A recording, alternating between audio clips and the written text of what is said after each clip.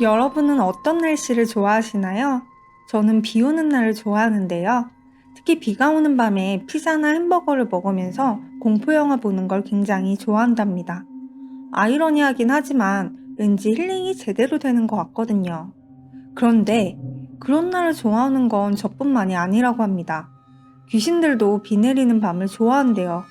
그래서인지 유독 비 오는 날 밤에 귀신을 봤다는 사연이 많더라고요.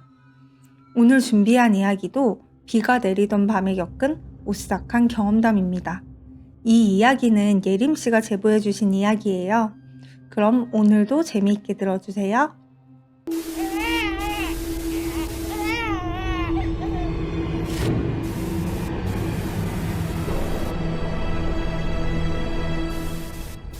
불과 2년 전에 있었던 일입니다.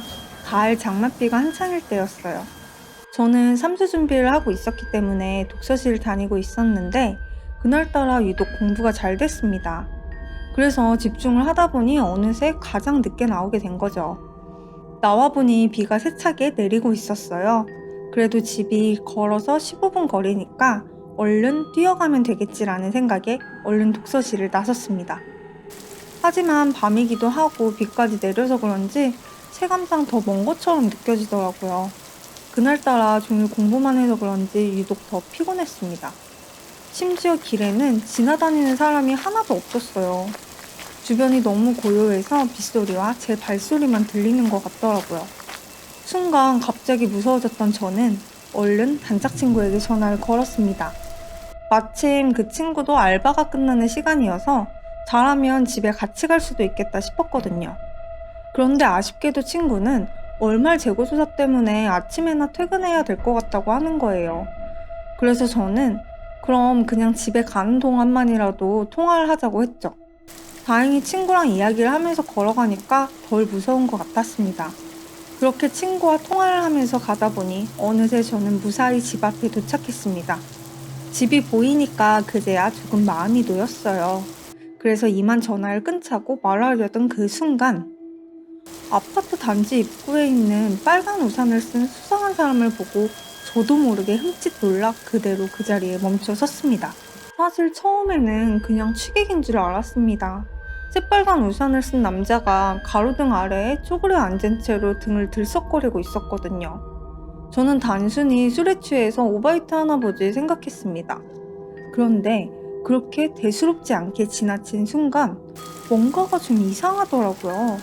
비정상적으로 앉은 키가 크다라는 느낌을 받았거든요. 뭐지? 사람이 저럴 수 있나? 하는 생각이 들 정도로요. 그 생각과 동시에 전 갑자기 오싹함을 느꼈습니다.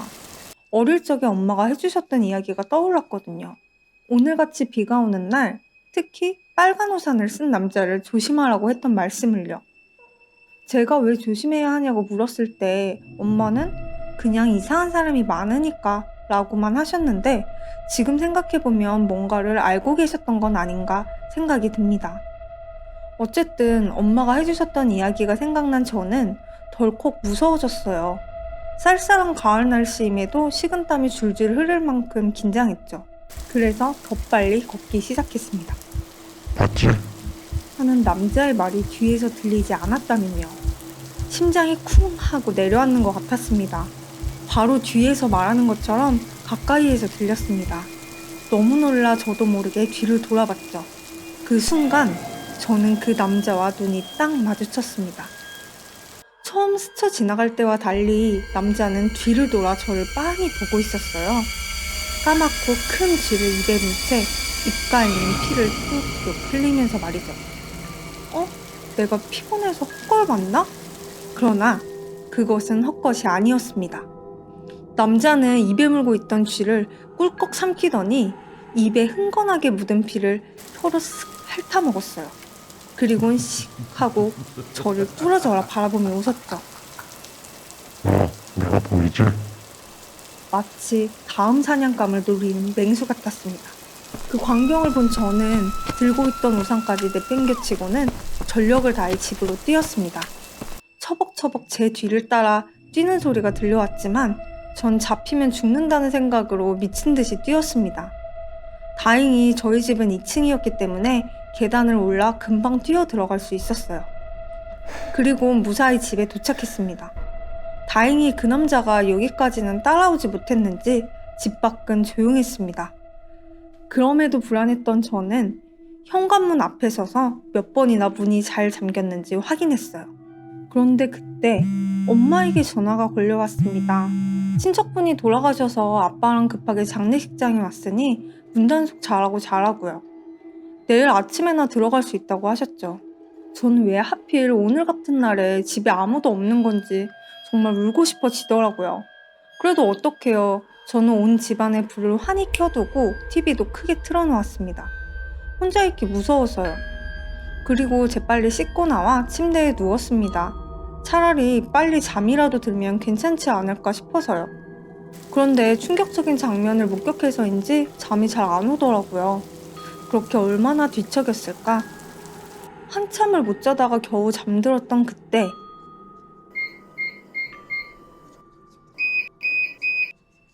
도어락 소리가 들렸습니다.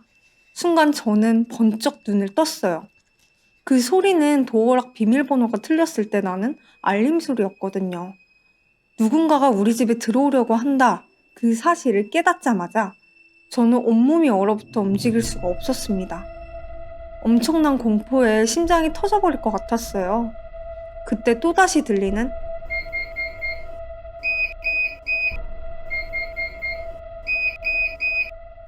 정말 어떻게 해야 할지 모르겠더라고요. 경찰에 신고할까? 근데 경찰이 도착하기 전에 저 사람이 먼저 들어오면 어쩌지? 갖가지 생각들이 계속 떠올랐어요. 그렇게 이러지도 저러지도 못하던 그때 똑똑똑 노크하는 소리가 들려왔습니다. 나야, 문 열어. 하는 친구의 목소리와 함께요.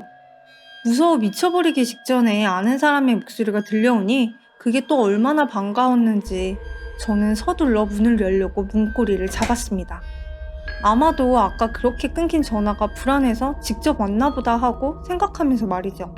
그러다 문득 아침에나 일이 끝날 것 같다고 투덜대던 친구의 말이 머릿속을 스치고 지나갔습니다. 그럼 지금 올 수 없는데?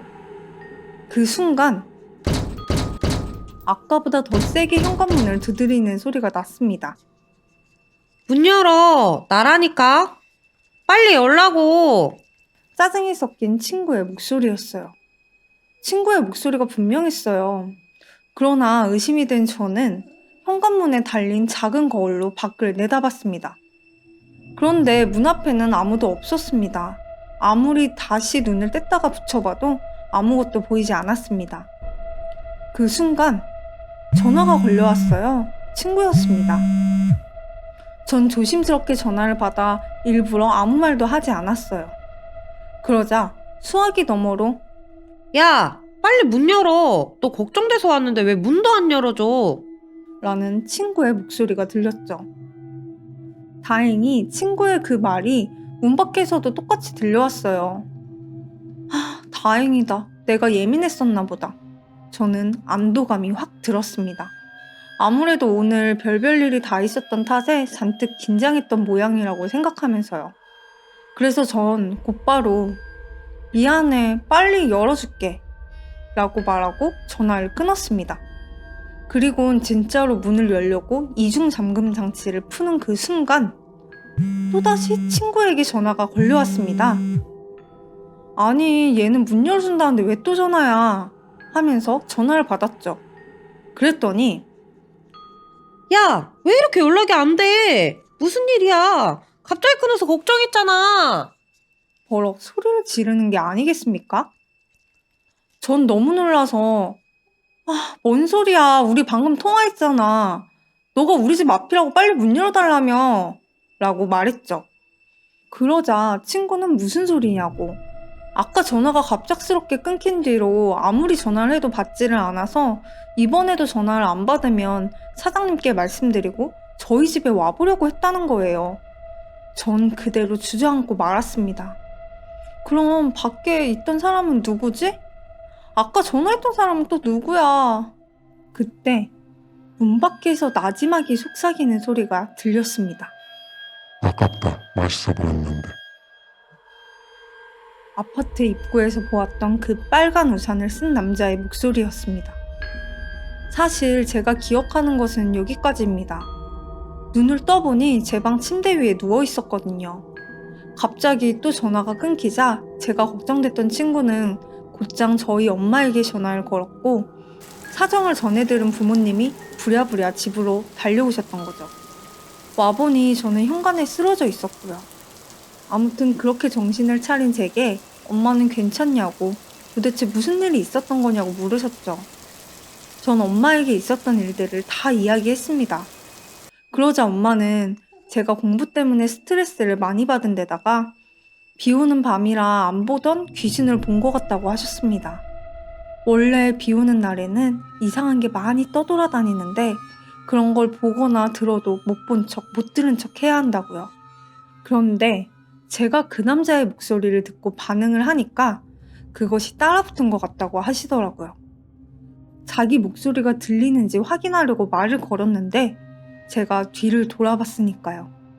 나중에 친구에게도 확인해보니 저에게 몇십 번이나 전화를 했다는데 이상하게도 제 핸드폰에는 부재중 기록이 하나도 없었습니다. 아무튼 전 그날 이후로 엄청난 트라우마가 생겼습니다. 소름 끼쳤던 그날의 일 때문인지 비가 오는 날에는 한동안 대낮에도 외출을 할 수가 없었거든요.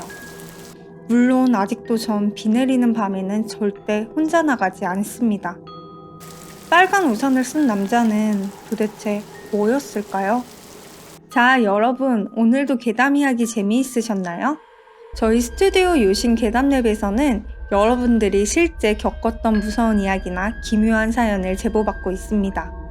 하단의 더보기란에 있는 요신 카페나 이메일로 보내주시면 됩니다. 채택 시 소정의 상품도 준비되어 있으니 많은 관심과 참여 부탁드립니다. 그럼 저는 다음 시간에 더 오싹하고 무서운 괴담으로 찾아오겠습니다. 구독, 좋아요, 알림 설정.